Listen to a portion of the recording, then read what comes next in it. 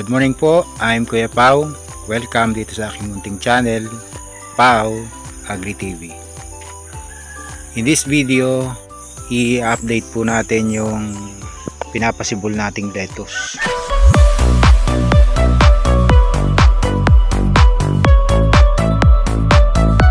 Ayan, nandito siya. Ito. Mayroong kulambo. Tanggalin lang natin.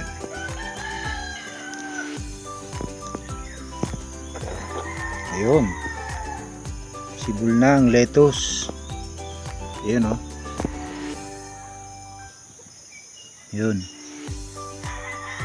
Then eto. Eto, damo to. Sibol na.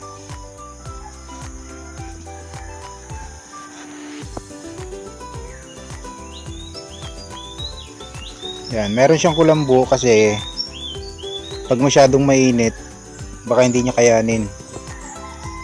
Dahil matindi ang init ngayon, nilalagyan ko ng shade net. Baka kasi malanta. Yan. Ayos, nakapagpatubo ng lettuce. So ibig sabihin, magkakaroon tayo ng lettuce. Yan, magbabawas tayo dito kasi meron ditong dala-dalawa. Tsaka yung pagdidilig parang nataboy siya doon sa lugar doon oh. Napapunta siya doon sa dulo. Ayan oh, meron nang napasiksik doon sa gilid. Pagdidilig kasi napapalakas yung tubig. Natataboy siya doon sa ibang lugar sa gilid. Kaya nawawala siya dun sa pinagtaniman. Ayan. So lambot kasi ng lupa dito, buwaghag. Yan naman yung maganda sa kanya, loose yung lupa, kaya madaling nakaka-penetrate yung kanilang mga ugat. Mabilis lalaki yung ating mga tanim pagka ganyan. So ito, kung ginawa natin to ay nabura na April 11. Meron naman tayong na-prepare na pagtataniman. Ito yung pagtataniman ko ng lettuce. Dito natin itatanim. So yung nasa ibabaw na yan, ito yung dahon ng kakawati.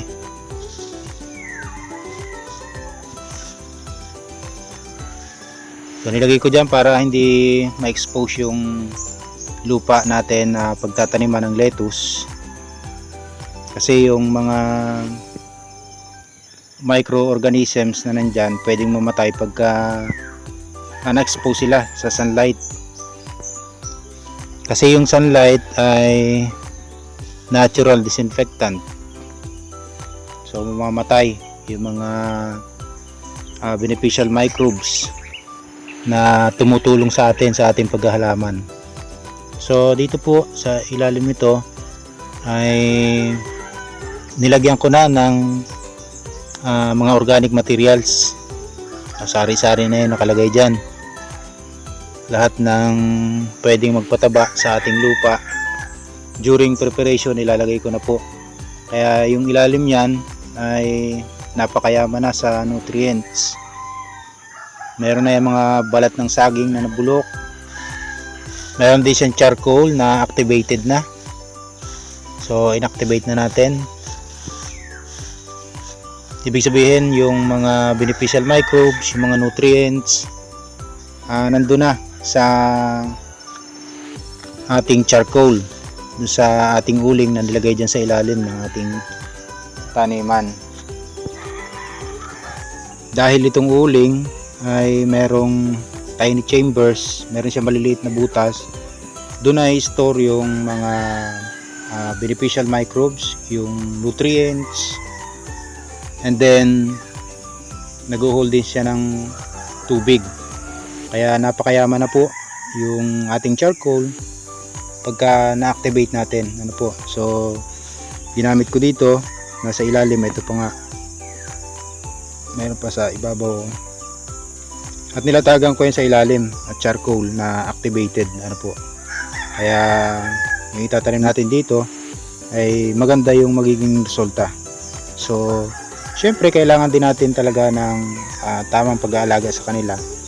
Kahit nandyan yung mga pataba na ating binibigay, kailangan pa rin natin siyang alagaan at lagi nating si-check yung ating mga tanim.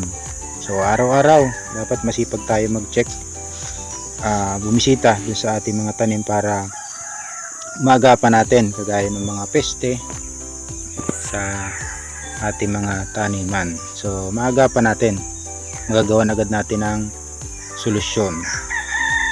Yan, ganito po siya kabuhaghag, oh. Ayan, oh. And then talagang yung kulay niya, talagang kulay itim.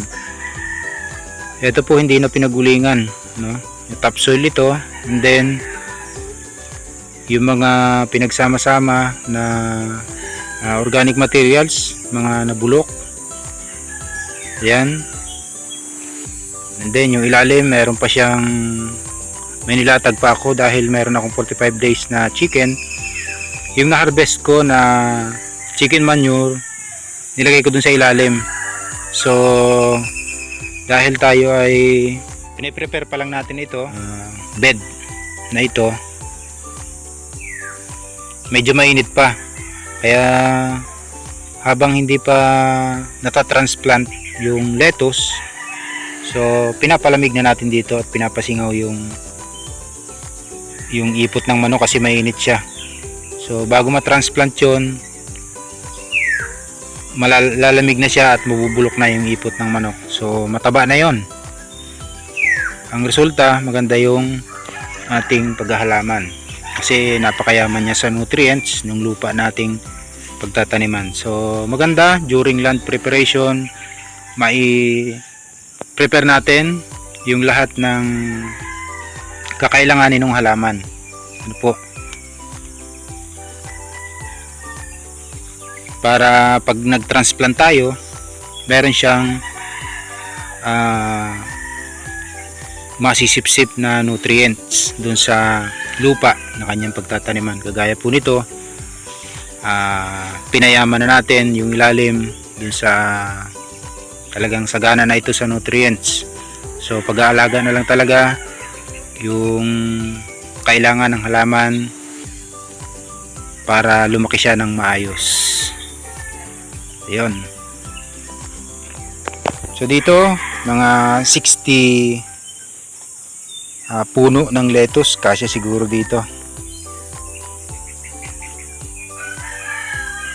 O kahit 50 lang, kasya dyan. Yan. Dito sa labas meron pa rin. Ito. Yan. Gagawin natin yung hanging lettuce. Yan. Dito yan sa entrance. Ayan, o. Ayos. Then meron pa yun dito kapartner. Ayan, o, dalawa. Wala pala akong poste.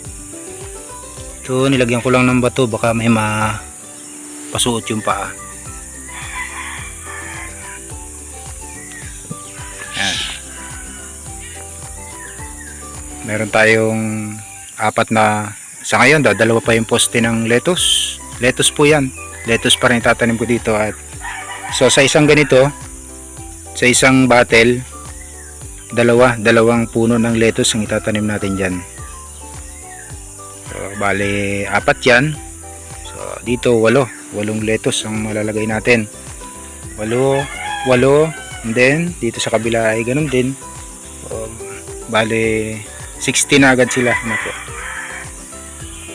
Dito ganun pa rin. So dito pa lang sa labas 32 na agad yung malalagay nating lettuce. Ano po? Pwede rin po siya sa kahit hindi lettuce, ano? Kahit pechay, kahit mustasa, pwede yan. Kaya ito naman ay ano na, mahaba na ang buhay nito, matagal lang itatagal nitong taniman na ito, yung 1.5 na yan. So dito tinahi lang po natin, tinahi natin yung 1.5, no? At dito sa parting matigas natin binutasan dito. Matigas yun dyan. Ito naman, wala naman masyadong porsa itong ibabaw. Dito lang, mahalaga sa ilalim matigas. Kasi kung sa malambot, pwedeng lumusot kasi mabigat itong lupa. Tapos plus yung halaman pa na ilalagay natin dito. And then pag dinilig natin, lalong bibigat. So, ang tendency nun, lumusot sa butas pagka hindi dito sa matigas na ito. Kaya dito natin binutasan, dito sa matigas. Yan, hindi siya lumusot. Then ilagay natin ang buhol sa ilalim. Pinakang lock niya para hindi bumaba. No. Ayan, ganyan natin ginawa yan. Dito naman, doon din sa parting matigas. Ayan. Ayan. Ayan, matigas siya dyan. Ayan, dyan ko binutasan.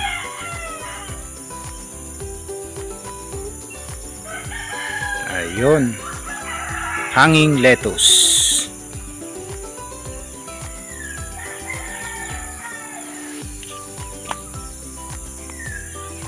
Yan muna ang ating update doon sa ating lettuce na pinapasibol at doon sa tinanim natin. So salamat po sa panonood. Kung bago ka pa lang sa channel na ito at hindi pa nakasubscribe, please subscribe to my channel, hit the like button and ring the bell for notification. Salamat po sa panonood. See you in my next video.